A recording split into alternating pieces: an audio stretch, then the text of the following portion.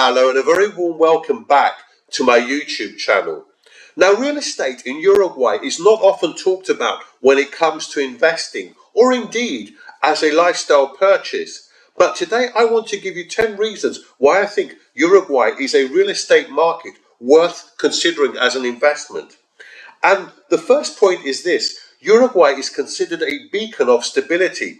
It is often referred to as the Switzerland of South America, and with good reason too. Uruguay did not suffer from the financial crisis in 2008, which afflicted much of the globe.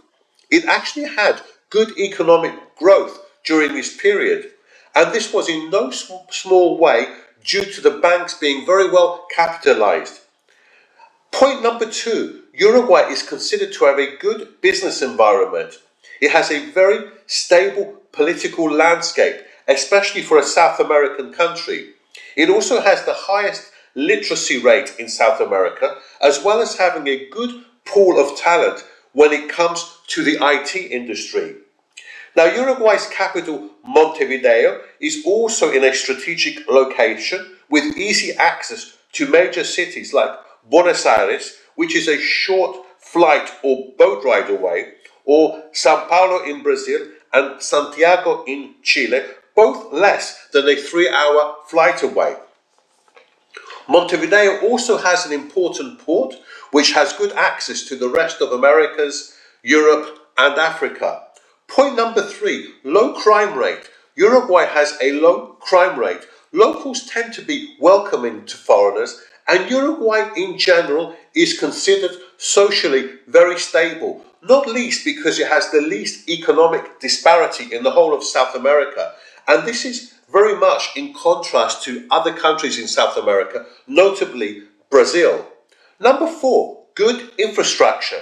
Uruguay is considered to have the best infrastructure in South America, especially when you take things into account like quality of roads, public transportation and internet speeds. Number five, good GDP growth. Now, GDP growth has generally been good in Uruguay. From 2004 to 2014, Uruguay's average annual growth was over 5%. This did slow down markedly from 2015 to 2019, with the best year being 2017, with a growth of 1.7%. In 2020, GDP did fall by just over 6.2%, due obviously to the pandemic. But in 2021 and 2022, you saw very good growth years, for 4.9% in 2022 and 5.3% in 2021. And now in 2023, growth is expected to be around 2%.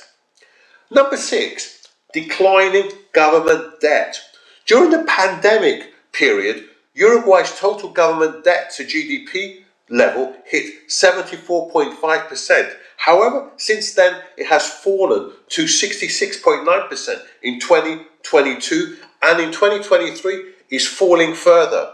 Now, with the government adopting a more prudent fiscal stance, both Standard & Poor's and Fitch ratings have both raised their credit ratings for Uruguay. Number seven, reasonable property prices. Now, property prices are generally quite reasonable in Uruguay.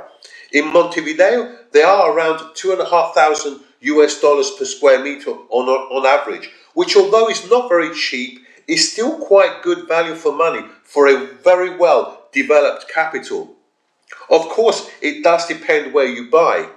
Neighborhoods like Carrasco and Punta prices are not far off $4,000 per square meter on average, where in neighborhoods like Nuevo Paris and Colón, they are nearer $1,000 per square meter on average. In the last year, adjusted for inflation, prices have been quite stagnant in Montevideo.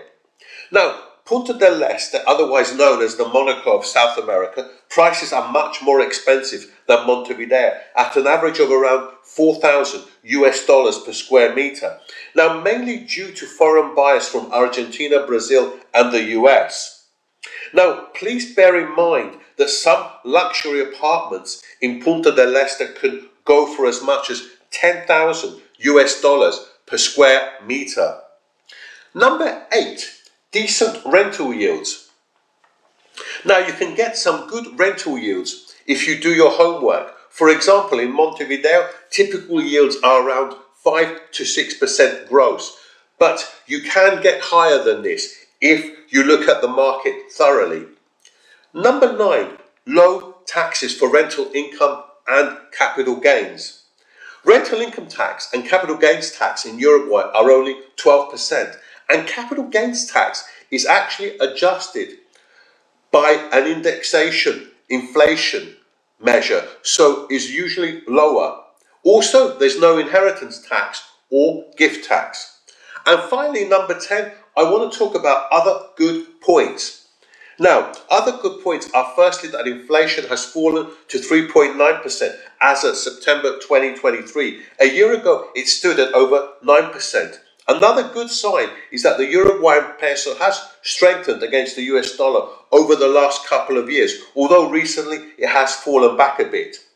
Uruguay has also introduced a digital nomad visa in 2023, and you can purchase land in Uruguay, another advantage.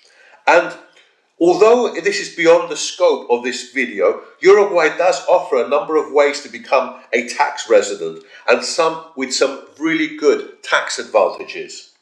Now, of course, there are some disadvantages, and I'll go through a few. Number 1, the buy-sell costs are typically around 13-14%, which is not on the low side. Also, the second point I want to make, other than Montevideo, Uruguay in general has a low population density, which could limit property price growth in the future. Number 3, Uruguay unfortunately does have a wealth tax. Now, for residents, individuals, this ranges from 0.1% to 0.3%. For non-residents, it ranges from 0.7% to 1.5%. Now, amounts up to 151,000 US dollars are exempt for individuals. This threshold is doubled for family units, so you do get some good exemptions.